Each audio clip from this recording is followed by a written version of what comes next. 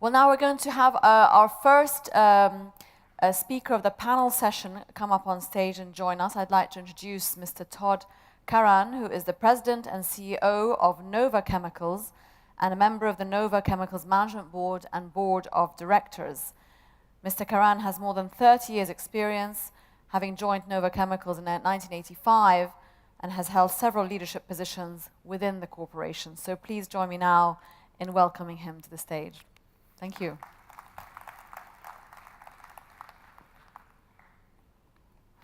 Thanks.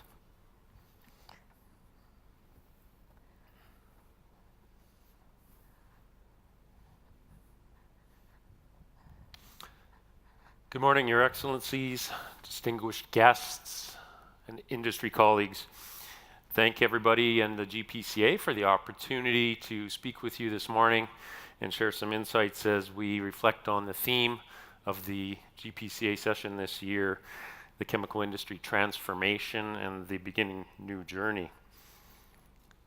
As I was sitting there watching the Formula One discussion, I was reflecting on having attended the race this weekend, which is always thrilling and a fantastic opportunity in Abu Dhabi, and thinking again what a tough act it is to follow the Formula One discussion and the amazingly adrenaline-inducing videos. And that brought me even back to last year, where I was really feeling some empathy for whoever had to follow the solar impulse discussion that we had around the electric plane. And then I find myself in this coveted position here right after the F1. So I think it's a tough act to follow, and there's probably a lot of competition for this slot. So I'm happy to be here.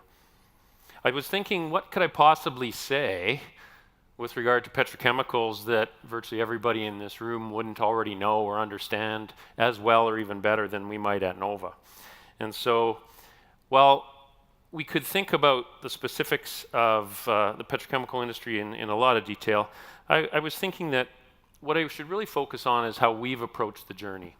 And so I'll talk a little bit about Nova. Not everybody would know Nova and what we do, so I'll just touch on that.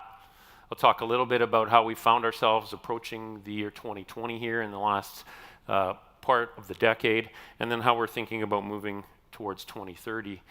I'll share some things that I found maybe a little surprising that you may have thought about or you might not thought about, and it might spur some thoughts of your own as well. Finally, I'll connect it to the broader context in terms of our parent company, Mubadala. And so we're 100% owned. And the theme of the talk then is to think about how, as an independent petrochemical company, privately held, we are in support of their global aspirations for growth and diversification. So, a couple minutes on Nova.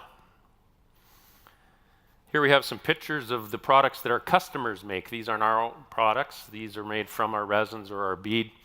And we can see areas that we focus on in terms of, in particular, food packaging. And so we work closely with our customers and we innovate downstream with them and their customers, and likewise on the packaging front. And so our resin, the bead, is made into many, many things that you're quite familiar with. We're one of the top 5 producers in North America and focused on North America. With regard to our competitors, they're global in scale and very well placed in North America as well.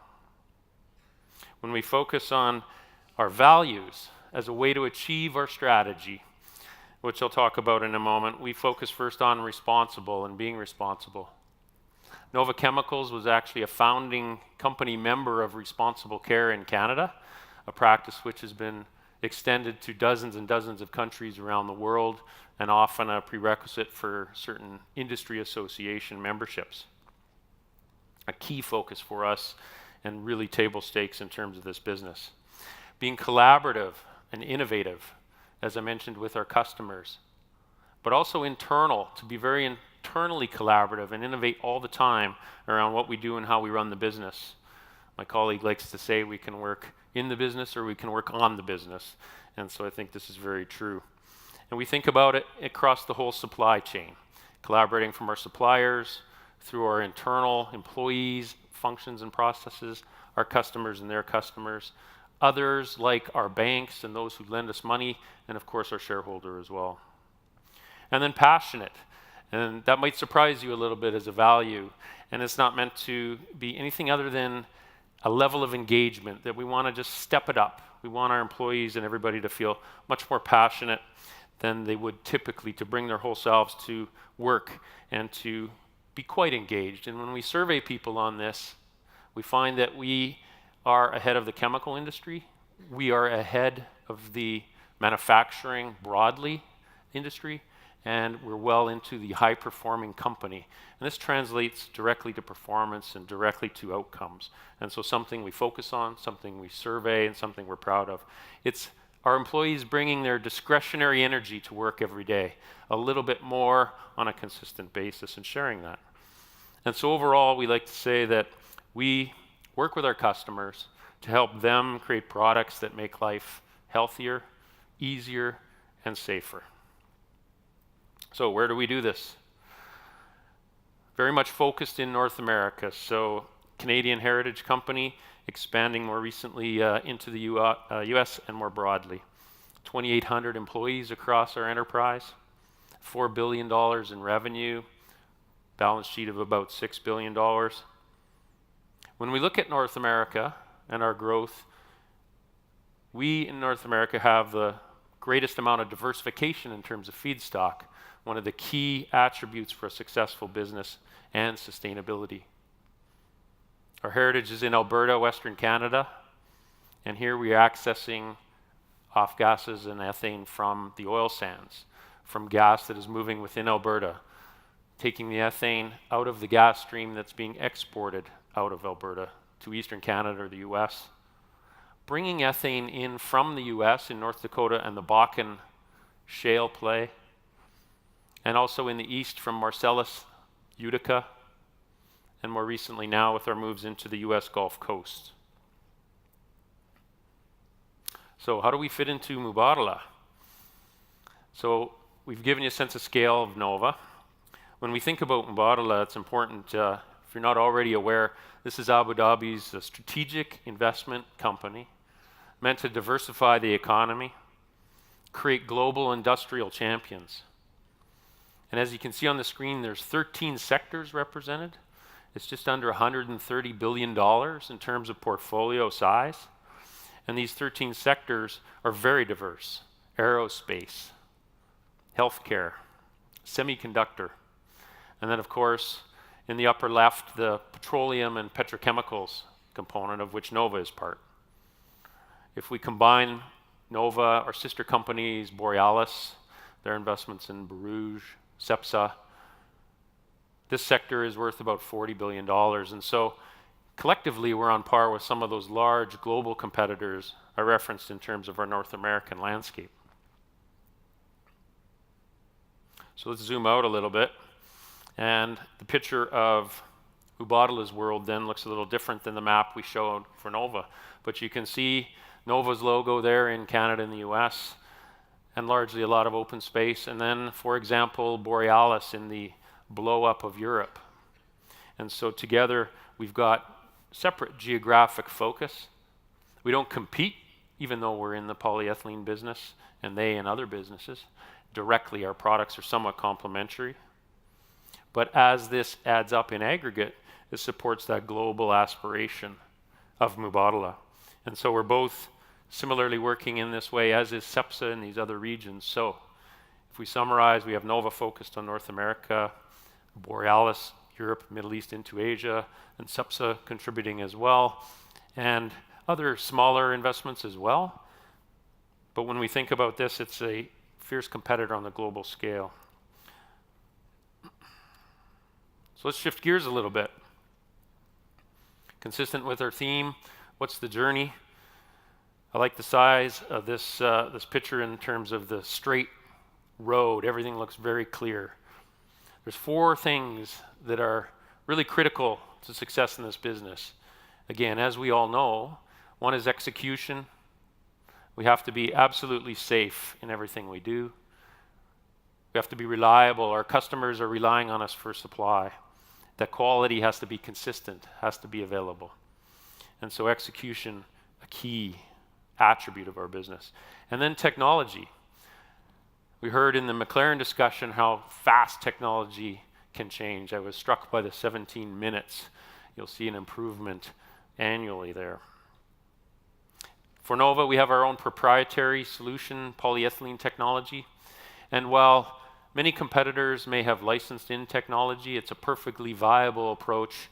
I believe in the long run, it's really necessary to control your fate and be able to improve, just like the McLaren, in terms of a consistent platform improvement for being able to capture the demands of the market and the improvements that are really being sought out there and available, to grow new product areas and new applications, to be innovative and working with the customers, not just focused on existing space, but trying to grow the market overall. It's an opportunity to invest going forward, not just in building plants, but in building plants with new attributes. Third would be feedstock. It's absolutely critical. It needs to be competitive. The molecules need to be available in a sustainable way. And ideally, the closer to the market, the better. But an absolute must to have access to feedstock as you move forward in this business on a competitive level. North America clearly is in this realm right now with this shale explosion. We'll talk about that. Market access, the ability to access those customers and help them solve their problems, working together in a collaborative sense. So when we think about the future, it's much more than just solidifying those upstream hydrocarbons and moving them out. We really need to address those increasingly complex markets, apply that technology. Product performance expectations are only going up, and we must remain vigilant around our sustainable sort of footprint and the impact on the ecology as well. And so here, when we think about the growth and we think about those complex markets and the demand and the pull for plastics products, it's not that or the environment or a sustainable sort of future. It's really about doing both. And so we think in terms of and, not or. Now, it would be wonderful if the future, because this is certainly the path we've been on, and it is part of the path going forward as a basic requirement, it would be wonderful if the road was straight. It would be wonderful if it was clear and we saw the horizon as where we were going without any potential disruption or confusion. However, it's not really straight. And a graphic here might have been a road, but in some ways it's a little bit more like a maze. There's potentially some dead ends. There's some things to be considered. There's new things, the question marks in the middle, for instance. What else don't we know? It's not an exhaustive list. There's many more things that we've dealt with in the past and we'll have to consider in the future. But as you look at this list, and I'm not going to go through all of them, I'll focus on a key few. But when you look at the list, I'm imagining that you might have thought about this, you might be wondering, but when we think about the implications of these things, even if we've identified them, that's not always clear. The implications are really where it comes back home to be an opportunity or be a challenge to resolve. And so as you look at it and you think about it yourself, I would just tell you, I don't know where any of these are going. I don't know where some of these could lead us. But as you think about it, does anybody know? And if you do, please put up your hand or grab me afterwards. I'd love to understand exactly what that future state looks like because we could plan for it better. But let's focus just on a couple then to narrow the conversation a little bit. A lot has been said about shale and the transition in terms of that technology and the unlocking of all these vast reserves in North America. So I'm not going to repeat that here. Just to say we were very fortunate to be sitting on top of it. We didn't see this coming. We didn't see it as early as a year or two before it really started to take off. When we think about the trend away from regional markets, though, and the reason we've represented a ship there is a lot of this is becoming less regional and more global in terms of pipeline connectivity between regions, in terms of ships and virtual pipelines. Renewables really taking off. When we think about the technology changes there, they're just as rapid as we might have heard from in McLaren. And a good example is solar power, and I know the UAE has engaged on a contract basis for remarkably low solar capability in terms of cost. And so this is really coming down more quickly than we might have imagined, and others in terms of wind and things. And so they're going to grow, there's no question, in the future. Again, what are all the implications? What is the speed? When we think about policy and regulatory, other biofuels and things being blended into the fuel stream, requirements that very suddenly change and change the dynamic and the nature of the blending or the nature of the whole mass balance. Also hard to determine. When we think about those customer and society expectations, we have to balance that as well. Public policy broadly is subject to very quick change. We can think about a lot of discussion around trade, and barriers and tariffs. From a Canadian context, with respect to carbon pricing, there's at least 3, perhaps 4 regimes within the country of 35 million people to deal with. As the largest Canadian petrochemical company, it's very diverse even in that market. When we think about electric vehicles, the hybridization of Formula One is leading the way here too. Auto manufacturers have talked about how they're going to be fully hybrid in terms of their product slate by certain dates or certain percentages and electric vehicle mandates that they're bringing out there, really pushing it from the manufacturing perspective in response perhaps to regulatory. These Venn diagrams overlap, as was said in the earlier discussion. What does that mean when we think about how those cars will get applied? Thinking about the need for ride sharing, there's 35 million rides a day being shared today. That's only going to grow. So what are the implications? Could be a dramatic reduction in the pull-through for fuel. And so what's that mean for the chemical feedstock mix? We've enjoyed being part of the solution for that balance as transportation drew through a lot of fuel. Now as we go electric, it might reduce, it might be offset by future growth. Again, we don't know. So we know the signposts, we know things will change. We don't really know when, and we don't know to what extent. So I'm going to just talk about what Nova's done in the last portion of the decade. And I'll start with 2009. This is when IPIC, now merged with Mubadala, acquired Nova. And the timing was perfect. And so here, we didn't know about the shale, as I said. So we were working in 2010 just in extending our polyethylene capacity organically in Canada. And then we quickly seized on the shale opportunity. We were short ethane. With our focus on polyethylene and ethylene, this is what we wake up and think about every day. And so we saw that, we seized it very quickly, and we were the first to access the Bakken shale ethane, the first to access Marcellus, and that's been since 2014. And so the focus allowed us to move quickly, and this is the point in the thesis.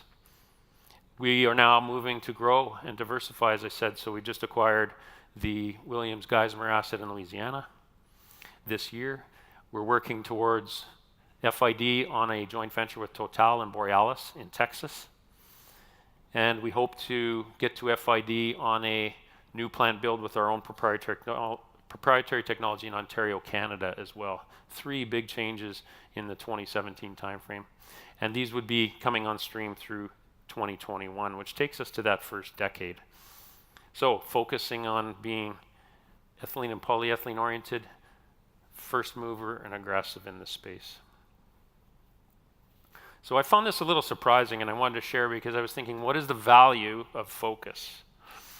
And so as you see on this chart, focus really can deliver. So whether you're a commodity player, and this is a North American context, or a specialty player, it's outperformed, diversified, or the general market over a long period of time back to 2000. It really starts to hit that inflection point in 2009, right when IPIC and Mubadala acquired Nova. And shortly thereafter, there's a mix of attributions. So this is not just focus, but it could also clearly represent that shale and that feedstock evolution. But I was surprised and interested that our focus strategy is kind of supported by the numbers. It would say there's some logic to this, clearly.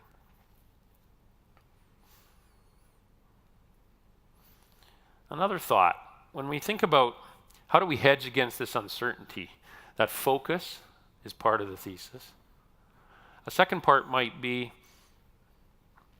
how can you be prepared for it? And without being able to foresee it, being prepared, we think, is a little counterintuitive. So I think it was commonly held wisdom, something I thought of for a long time, that you can't really compete on the basis of something as boring as your system or your processes. A single focus on an ERP. And operational excellence, like the signpost for reliability, is just the table stakes. It's how to be in the game, but it's not differentiating. When you look at the data actually, and it was just recently published by Harvard Business Review, it actually says that if you have a good focus on processes and these are effective, it's differentiating and correlates well with success. That process quality can persist over time. You maintain that, the successful correlation is persistent. And that it's hard to copy. So the thought was, it's easy to copy, it can't be a secret, but it actually is difficult. And just imagine how hard it is to make almost any change company-wide. We all would recognize that's a big challenge, and that's where the value comes in. So for Nova then, as we think about the forward look into 2030, we do take a big focus on the people and culture as one of those ways to mitigate the risk. And so we talked about the values at the beginning, and Nova's nature at the top there is those values and some clear common sense language around habits and behaviors that leaders and employees across the company can discuss and find alignment in terms of the strategy. And remember, they are more engaged and they bring more of themselves. There was a poll from Gallup and it said 22% improvement in productivity by people who are fully engaged. 22%. If you measure any other productivity gain, how much would you pay or how much would you get for that kind of return? And so this is what's available from all our employees. When we think about our purpose, that core at the heart that people feel passionate about to come to work, it's helping shape that world where our customers and our products are even better tomorrow than they are today. And this is fueled by our mission, which talks about healthy, easier, safer, very good attributes about our products. And then the One Nova mindset, this is a key at the heart of it to say we focus every day on those processes, the similarity, keeping it all the same. It doesn't have to be perfect. We're far better off with a consistent process that we can improve on from there going forward for that competitive benefit. Perfection isn't required. That helps us integrate. The Geismar asset will be integrated well ahead of schedule and very smoothly.